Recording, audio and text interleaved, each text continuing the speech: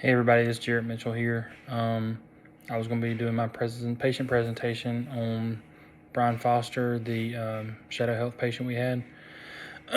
So Brian Foster is a middle-aged Caucasian male who presents to the clinic for complaints of intermittent non-rating mid-sternal chest pain. Started about a month ago, and he says he's had 3 episodes in the last month.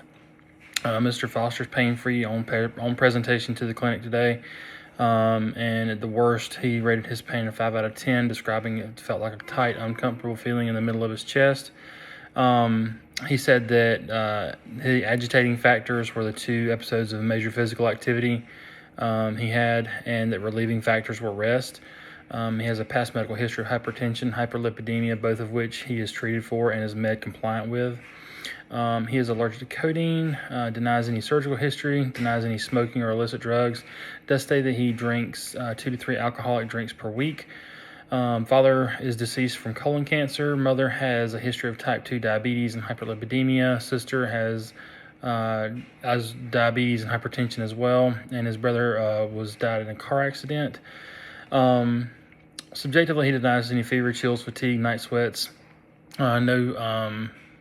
No call for shortness of breath associated with his chest pain.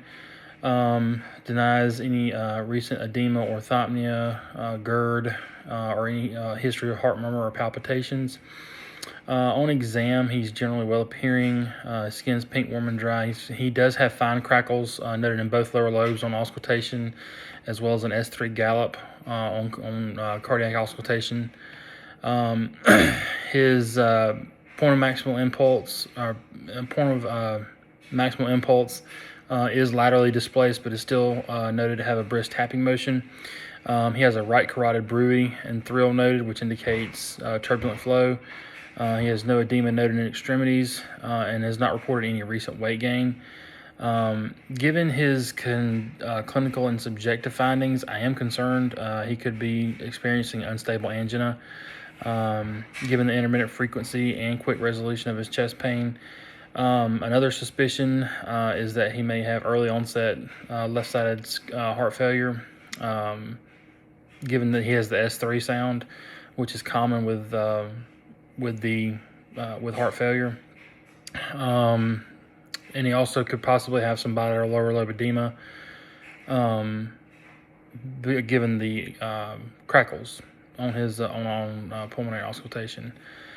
Some other less likely but possible differentials could be to rule out acute coronary syndrome, pneumonia, pleural effusion, pulmonary emboli.